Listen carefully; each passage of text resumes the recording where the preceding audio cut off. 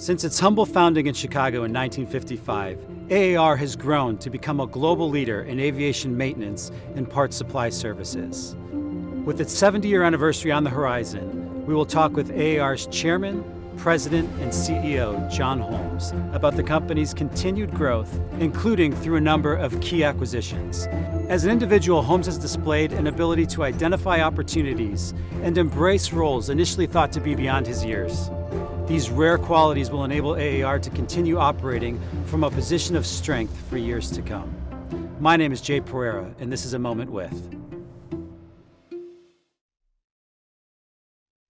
Today we're in AAR's Rockford Maintenance, Repair, and Overhaul facility. John, tell me a little bit about what the company actually performs. Well, Jay, we do a lot of different things. In this facility, for example, we are doing heavy maintenance on aircraft.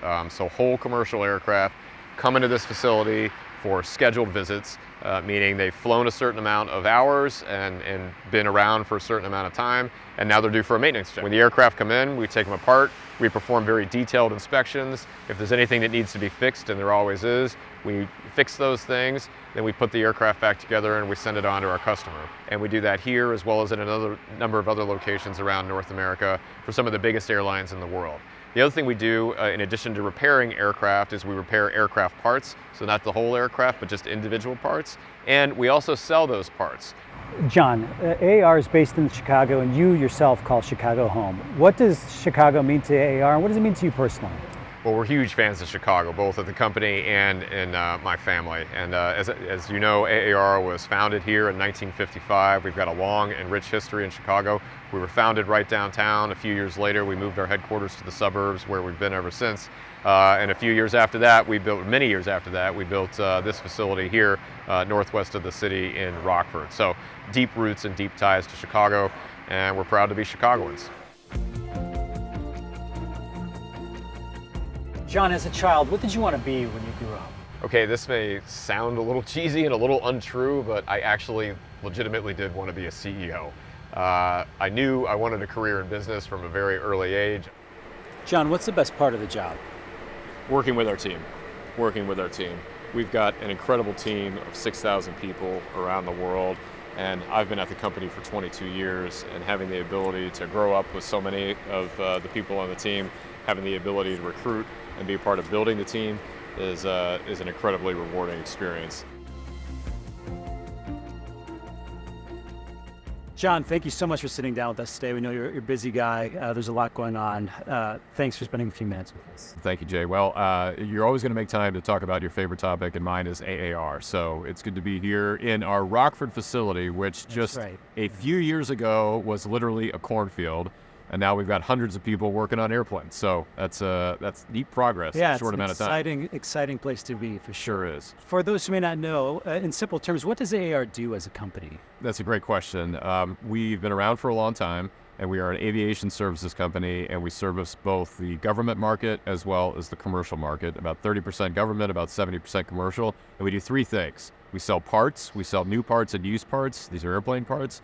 Second thing we do is we do maintenance on whole aircraft like the one behind us, as well as individual aircraft parts. And the third thing we do is we provide supply chain programs to commercial airlines as well as to government customers. And those programs basically put our parts expertise and our repair expertise together under long-term contract. So John, how did AAR get its start in 1955, and how has it grown over the years? It's a great story, actually. Our founder, Ira Eichner, borrowed some money from his wife to buy Korean War surplus radio parts. And he bought these parts and then he resold them at a profit. So he brokered the parts. And that's actually what AAR stands for, is Allen, which was Ira's middle name, Allen Aircraft Radio, because the original parts that he bought and sold were radio parts. And then from there, it grew into a larger parts trading business. And then they started to generate enough cash where they made some acquisitions, and they moved into repairing those parts, which obviously some of those operations still exist today. Things kind of go together. If you can repair a small part and you understand the technical aspects of that part, you can grow from there to ultimately repairing an entire aircraft. And it takes a long time. As you mentioned, we were founded in 1955. So a real kind of classic American entrepreneurial story where you started very, very small and evolved into a much larger company. So John, moving on to you personally, prior to AAR, you were in the financial sector. How did you move into aviation, and how has that background in the financial sector served you? Thanks for asking that. I graduated from University of Illinois in 1999, and my first job was as an investment banking analyst working on mergers and acquisitions and capital raising. It was one of those jobs where, you're a kid, right? But you're working 100 hours a week and learning an awful lot. And it was a great experience. And so it's been a great foundation. But it wouldn't necessarily, follow that you go from financial services into aviation. But AAR was actually a client of the firm that I worked for. I'd actually left the firm that I was originally with to go to another financial services firm.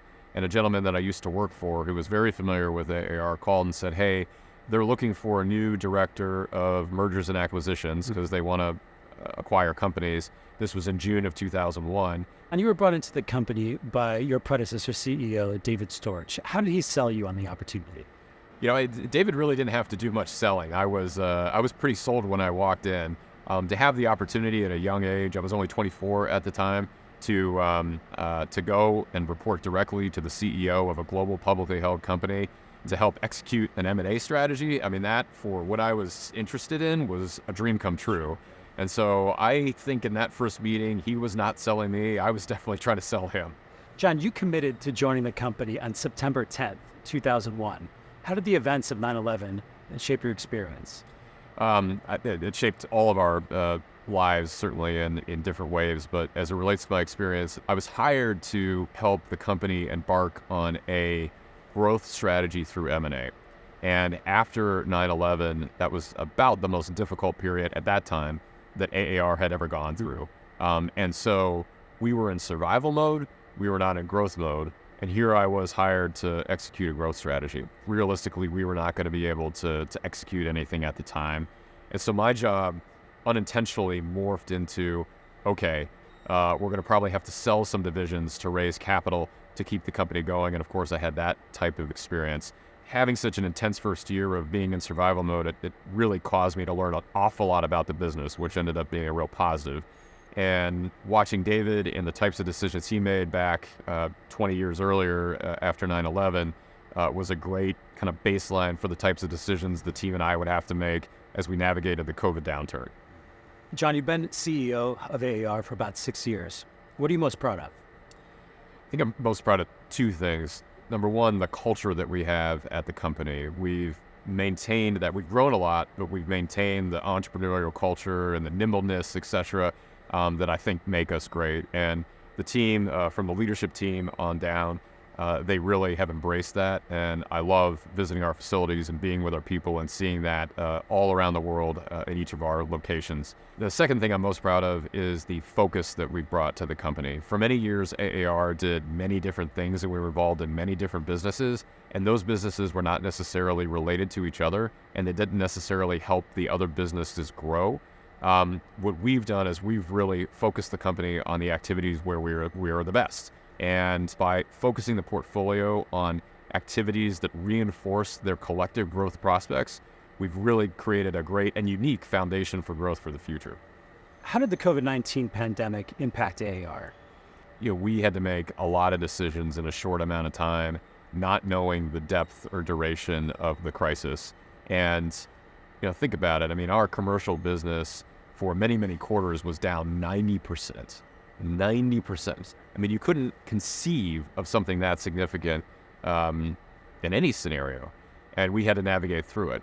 We were very fortunate that we had a government business that was performing extremely well at the time, and that helped offset some of the severe decline that we saw on the commercial side. And that balance between government and commercial has been a hallmark of AAR to help get through crises like that. But it had a profound impact on the company. At the end of the day, though, it allowed us and created a compelling event for us to drive that focus around the activities that are core, where we're the best, and where we believe we can grow in the future. And you're seeing that in the results that we're posting today. John, you've made 2 acquisitions in the last year. How do acquisitions fit into your growth strategy? Both of those acquisitions were ideas that we had had for a very long time. I think that acquisitions clearly are playing a role in our growth strategy now, and I expect them to continue to play a role in the future. We're leaders in the world in terms of parts sales and parts distribution, both for airframe and engine parts. We're leaders in the world in terms of heavy maintenance. We did not have a leadership position in terms of component maintenance. In other words, in this building, we're repairing the whole aircraft, but individual parts of that aircraft also can be repaired, and that's what Triumph does. They repair those individual components of an aircraft. By bringing them into our portfolio and integrating them with the maintenance that we provide here, as well as the parts that we buy and sell in our parts operation, which also happen to be repaired by Triumph, there's a lot of synergy and a lot of value that we can create. And the earnings power that we've created for the company by adding this capability to our portfolio is very significant. Similarly, Trax is a maintenance ERP system. They provide the system that over 100 airlines supporting 5,000 or 6,000 aircraft around the world use to keep track of all the repairs that they send to repair vendors like us, and use to keep track of all the inventory that they have on their shelf. And it's really the software answer to the hardware that we provide. In other words, an airline uses Trax to buy the parts and repair services that we sell. And so by bringing the hardware and the software together, we believe over time that we can create a really compelling value proposition for our customers. John, what role does AAR play in the aviation safety chain? A very, very important role. We, in our hangars, like the one we're in here today, we work on over 1,000 aircraft a year. We work on tens of thousands of aircraft parts in our other facilities as well. This work is incredibly important to the safety of the flying public. At AAR, we are committed to doing it right, and we have a number of values that underpin our culture. And the first value on that list is quality first and safety always, and every one of our people around the world is committed to that value. And that means that every task, every repair, every bolt, everything that we touch on every airplane has to be done absolutely correctly. And the last value in our set of core values is own it, which means that it doesn't matter who I am or what role I have, I own the quality and safety of every aircraft and every aircraft part that we touch. John, thanks so much for spending some time with me today and talking about the business. Awesome to be here, and thanks so much for having me.